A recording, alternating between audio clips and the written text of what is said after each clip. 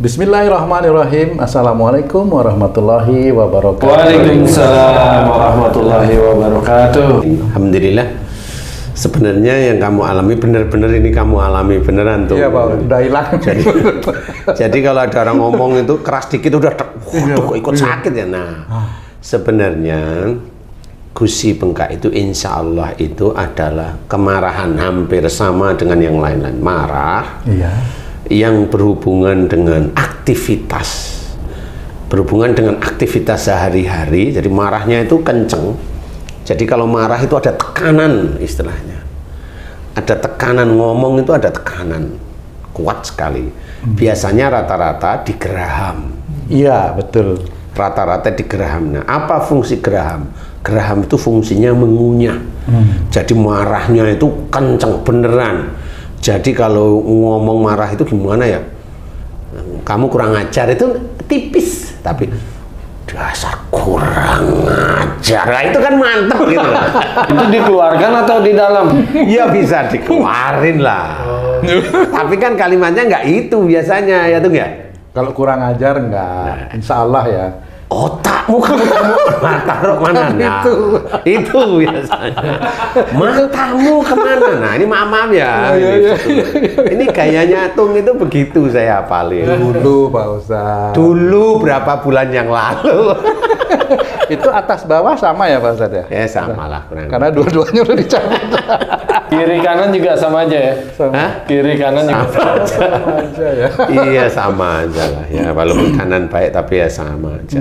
Intinya dekatkan pada Allah Ta'ala, istighfar. Kalau kita itu masih punya marah itu istighfar. Nanti kalau marah di sini sudah mulai hilang. Waktu ini ya, periode sekarang nih ya, marah nih sama siapa? Istighfar aja sendiri. Astagfirullahaladzim.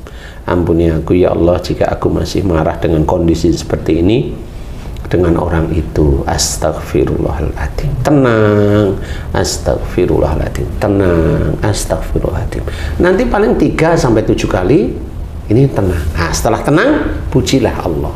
Subhanallah, walhamdulillah, wala ilaha illallah, wallahu akbar, wala khawla wala quwata illa billahil aliyil azim. Itu yang harus kita lakukan. Karena apa? Yang bisa menjadikan kita nggak jadi marah itu hanya Allah. Yang bisa membolak-balikkan hati yang marah menjadi tidak marah itu Allah. Tapi jangan membolak-balikkan hati dari baik menjadi tidak baik. Oh itu Allah maha membolak-balikkan hati. Maksudmu apa? Ya dulunya saya sholat sekarang enggak. Ini kan Allah aja. Lu gundulmu kan gitu. Nggak boleh. Allah itu tidak melakukan hal yang buruk. Jadi harus diingat itu ya. Membolak-balikkan hati itu dari tidak baik menjadi baik. Itu kuncinya. Tapi susah ya Ustadz ya. Jadi kayak istighfar seperti Ustadz tadi, kok dalam kondisi marah istighfar jadi gini, astagfirullah, malah gedem-gedem. Ya nggak apa-apa kalau kamu gedem-gedem gini ya kamu ya minta aja sama Allah tanganmu hilang, jadi nggak bisa gedem-gedem. Pak Ustadz kok bisa itu? Bagaimana memanajemenkan marah itu? Kan Pak Ustadz itu juga jagoan ya. Ya sebenarnya bisa gitu Pak Ustadz? Ya sebenarnya itu sebenarnya hanya dari Allah aja. Kalau mamanya ini namanya mau bilang jagoan yang enggak juga. Kalau mamanya ada seorang yang memang dia itu bela dirinya jago tapi memang dia tidak terpancing emosi, ya memang itulah orang yang memang dia mencoba memanage dirinya itu untuk dekat pada Allah Ta'ala. Makanya kayak mamanya Khabib itu kan jagoan. Mana dia berantem di jalan? Kan enggak. Kenapa dia selalu sebelum tanding dia bilang begini? Dia bilang la ilaha illallah. Selesai menang dia langsung nunjuk lihat ke atas. Tidak ada Tuhan selain Allah. Itu normal, hal yang baik. Jadi kemenangan itu bukan dari hebatnya dia, bukan ya, sama seperti kita. Enggak. Kita marahin istri itu terus la ilaha illallah. Wah ya gak jadi marah jadinya ya. Tapi memang dicoba itu ya. Jadi bagi suami dan istri kalau memang pasangannya marah, ingat, lihat aja muka pasangan. La ilaha illallah. Masih marah nggak ya dia? Ya. Apa malah makin memuncak, Ustaz? Malah makin memuncak. Oh, itu dajjal berarti. Oh, iya. Kalau dia itu marah, la ilaha illallah, dia senyum, dia sadar nih orang-orang sebenarnya dia takwa, cuma lupa aja kan gitu ya. Jadi dia hanya ketempelan jin, bukan dajjal. Tapi kalau dibilang la ilaha illallah, kalau dia marah, itu dajjal. Ya jangan bilang dajjal, tambah semakin marah nanti. Gitu ya. Jadi intinya adalah bagaimana belajar untuk tidak gampang marah itu tetap harus belajar. Sama seperti dulu kita itu belum mengenal sholat waktu kecil-kecil itu, masih SD itu kan belum mengenal. Kita kan diajari baca terus, gerakan terus. Pada waktu praktek ya masih ada salah-salah, begitu-begitu aja. Tapi nanti kalau Allah sudah mengizinkan kita mampu, insya Allah lah kesalahan itu kecil lah. Walaupun ada kadang-kadang, tapi kadang itu hanya kebingungan kita dalam kondisi tertentu. Kadang-kadang saya nggak berani bilang salah. Karena kondisinya orang menerima ujian kan beda-beda. Kalau mamanya kamu nih tuh tiba-tiba keluar rumah langsung diacungin golok. Mana dompetmu? Tak bunuh. Itu kalau nggak punya nyali itu kan, ini lutut itu bisa gini sama ngompol. Nah, ya, itu dompet kamu kasih, itu dia pergi itu kamu masih gini. Kamu sampai 15 menit itu masih bisa. Nah, itu sama, jadi orang menerima ujian dari lingkungan itu jenisnya macam-macam. Jadi normal kalau dia menerima ujian macam-macam, kemudian sholatnya kurang khusyuk, ya menurut saya itu manusiawi biasa. Tapi belajarlah untuk di-manage sehingga mana ujian yang memang harus diselesaikan menurut syariat Islam yang baik selesaikan. Jadi nggak perlu dengan marah. Berarti bukan gigi yang menyebabkannya, Pak Ustadz, karena ada senior saya nih, giginya udah hilang masih sakit, sampai sarapnya di saya tanya gunting. Seniormu siapa senior? Senior lah. Ya karena memang bukan gigi. Lah giginya sudah hilang kok masih sakit? Loh, kan bukan gigi. Iya. Kan bukan gigi sebenarnya. Makanya di sini giginya bukan, itu cara Allah aja. Seperti itu. Maunya itu itu. Makanya kalau gusimu bengkak dulu ya begitu cara marahmu. Kalau udah maaf ya, ini ya sedulur beriman ya, ini enggak, saya enggak, ini saya hanya menceritakan manusia normalnya itu barangkali seperti itu barangkali. Ya, kalau dia ringan tangan udah nggak punya ngomong, langsung buat gitu. Bet apa nih? Mukul. Udah selesai kan. Pakai sariawan sebenarnya. Itu nggak akan sariawan. Enggak, cuma stroke aja. Iya, orang-orang begitu tuh nanti dia gerak ya nanti ya stroke. Sama aja sebenarnya semuanya. Kalau enggak jantung koroner. Sesek terus mati. Nah, ya udah normal aja gitu aja. Ya, masih muda sesek mati, ya itu berarti dia nyimpen marah sama orang tuanya, aslinya seperti itu.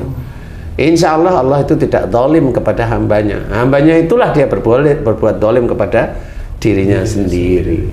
Nah, jadi untuk agar gusi untuk tidak bengkak atau gusi bengkak mau diizinkan oleh Allah Ta'ala sembuh, mohon ampun kepada Allah Ta'ala kepada siapa sering marah. Yang marah itu dengan kayaknya kalau udah ngomong keluar itu udah enak gitu. Nah itu fungsinya geraham itu gitu. Coba kamu itu ngunyah daging taruh di gigi sini coba. Kayak marmut. tupai kan gitu. Makanya yang sering sakit bukan di sini. Betul, di sini. Secara logika Islam begitu. Kenapa saya bilang Islam? Karena seperti orang marah itu kan ngeluarin itu kan udah perul, mantap perul. Di sini, insyaallah. Ya, makanya loh kenapa di situ? Ya itu kan kalau ngunyah daging itu kan enak di situ. Coba kalau mamanya Haji C bilang saya ngunyah daging enaknya di sini. Oh, bagus gitu. nanti kalau ngomong jendelanya terbuka 2 apa 4 itu ya. Seperti itu. Jadi belajarlah insya Allah untuk tidak gampang marah. Insya Allah seperti itu, karena kasus-kasus seperti itu banyak dialami dan alhamdulillah banyak diberi kesembuhan oleh Allah Ta'ala kalau dia sendiri kembali ke jalan Allah. Mohon ampun. Kemudian kalau dia sering marah kemana? Ke istri, ya minta maaf setiap saat. Nah, di sini harus belajar seperti itu. Agar gusi ini tidak bengkak, tidak ini, belajar untuk tidak marah. Sewajarnya kalau jengkel itu ya senyum aja cukup lah. Ini siapa yang mau kita jengkelin? Umpamanya kamu bikin masalah sama saya. Lah kan saya nggak perlu ngomelin kamu. Cukup ya jangan. Nah, selesai. Kan gitu. Kan nurut. Iya. Tapi besok bikin lagi kan bilang jangan kan gitu aja kan. Besoknya minta. Sampai kapan? Sampai kapan?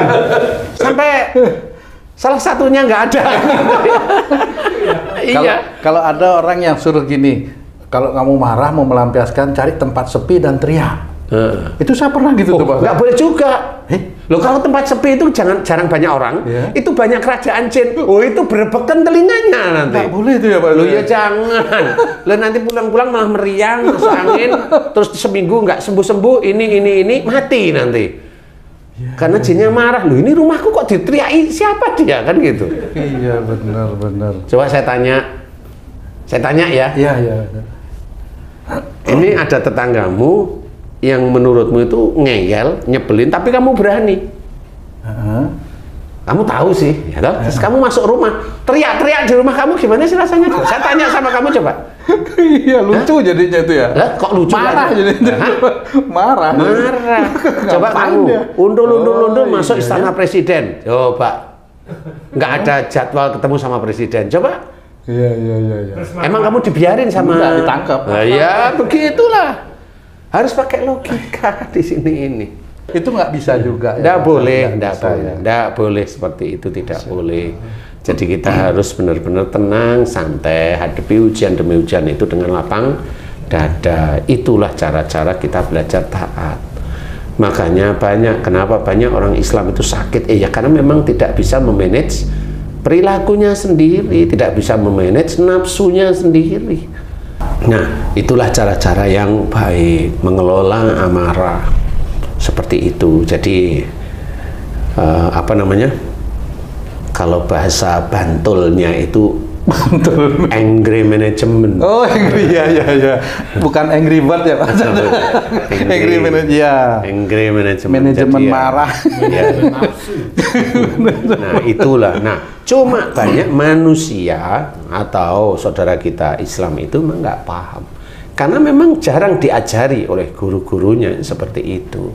Apa karena gurunya nggak tahu atau Walau alam. nggak diajari juga sama gurunya lagi gitu nanti, Pak? Ya, walau alam ngerti ya di situ ya. Karena memang namanya belajar kan banyak ya. Jadi kalau memang Rasulullah itu sudah bicara jangan marah bagimu surga, ikutin aja.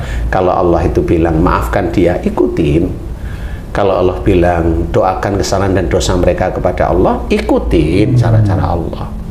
Kan seperti itu cara-cara yang baik. Kenapa harus harus marah, teriak, mukul ini itu, padahal maafkan aja, selesai. Maafkan aja. Jika umpamanya istrimu salah, kan ya udah maafin aja, kan gitu. Kayaknya nggak pernah salah. Kok jadi bolak-balik ini nanti? Kan ini kan ngajarin ya. Jadi intinya harus seperti itu, belajar. Kemudian kalau sakit, mohon ampun kepada Allah Ta'ala, serius. Ya Allah, jika gusi saya ini bengkak, insya Allah disebabkan kalau saya marah, kalau nggak mengeluarkan unek-unek saya nggak puas. Ya Allah, jika itu dosa di hadapanmu, ampuni dosa-dosaku. Astaghfirullahaladzim. Tenang sampai hati, astaghfirullahaladzim. Benar, kita mohon ampun agar kita ingat besok itu nggak gampang marah. Insya Allah gitu. Kalau mau marah, malu. Kan gitu. Orang Muslim kan begitu, kalau mau marah malu dia, malu sama siapapun, malu sama diri sendiri juga ya. Ngomong jangan emosional tapi masih marah kan lucu jadinya ya. Insya Allah seperti itu, belajar dan belajar. Wallahu a'lam. Alhamdulillah, terima kasih banyak Pak Ustadz penjelasannya. Para pemirsa dan sahabat beriman dimanapun berada, demikian tadi penjelasan dari guru kita tentang bengkak di gusi ya. Mudah-mudahan tayangan kami kali ini bisa bermanfaat untuk meningkatkan keimanan dan ketakwaan kita kepada Allah Subhanahu wa Ta'ala. Amin. Amin ya rabbal alamin. Sampai jumpa di video kami yang lain. Wassalamualaikum warahmatullahi wabarakatuh. Waalaikumsalam warahmatullahi wabarakatuh. Alhamdulillah.